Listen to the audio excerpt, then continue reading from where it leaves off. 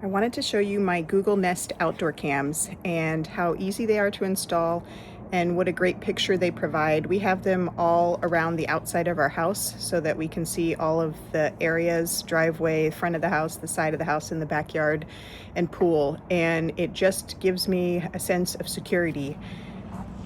The camera comes in two parts, the base, which is screwed in where you'd like it to sit, and then the actual camera part. And they're held together by a very strong magnet. You can put it at different angles. If you pull it off, you can set it back in facing down or facing out, however you want it. It just sticks to the magnet.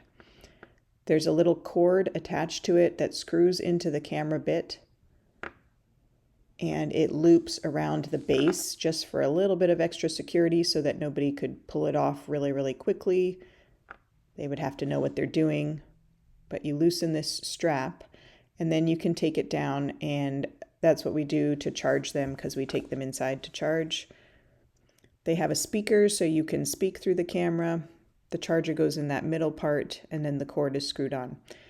They are small, but they are good looking. They don't really stand out. We have them on the side of our house looking into our backyard.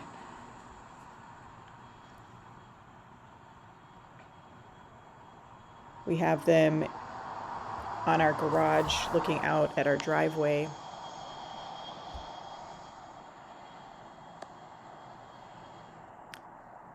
Now I'm going to show you how you look at the cameras. You can do it on your mobile app or on your desktop.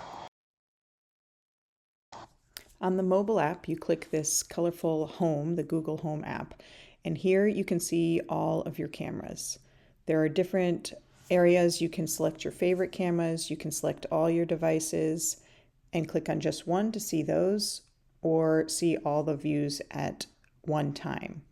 If I click on one camera, I can see my backyard here. I can turn off the camera if I don't want it to record, or turn it back on. You have all these settings. You can set familiar faces, animals, packages, and you can control the zones by this top right corner in settings. You can put a zone that you want it to pick up movement and areas that you don't. So if it's close to a busy road, you can not select that area so that it's not going off every time a car drives by. You just select a zone, and then you can say what you want it to show in that area, like just packages or just people, or in your yard you could show animals, or on the street just people and not the cars going by.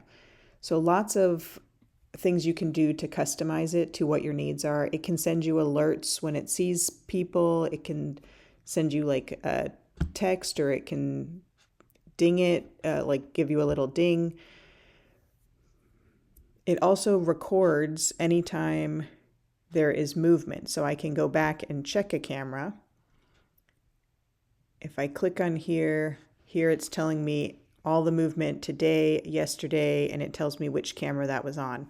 And then I can go back to that moment and look at it and see exactly what happened at that time. There are different levels of Google Home subscriptions. There's the standard, the advanced, and the premium. So those do differ slightly in the features they offer. When you're on the main mobile page, there's also these buttons at the bottom. Automation's on the right, far right on the bottom. That's if you have lights or heat or air hooked up to your Google Home. You can control it all right here from the app.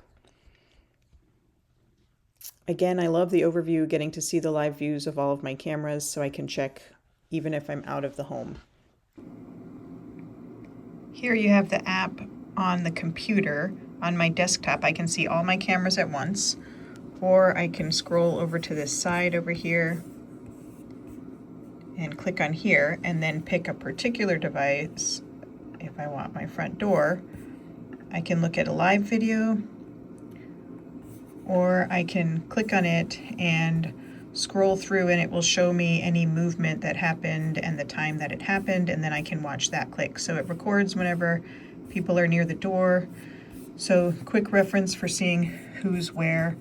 If you can also turn off the cameras from your device. If I click on here, If I click this button right here, it'll turn off my camera and then it will stop recording for now.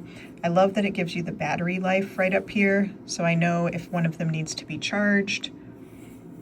And if you use Google Home for automations, that's also on your app. And like if you have your temperature settings or light switches, anything can go on there and you can control them from here. But I love the camera views. I'll turn that back on. I love just being able to check. We've had 2 of our cars stolen off of our driveway before, which is why we got security cameras. And then because we have a pool, when we have guests over, some with little kids, I like to have the camera going so that I get an alert on my phone if there's any movement in the backyard. That phone app works pretty much the same way. Nice clear pictures. I can quickly look up whatever has recorded or what's going on. Great picture quality. You can zoom in. They don't pan. The cameras that I have don't pan, but they have such a wide view I can really see everything I need to.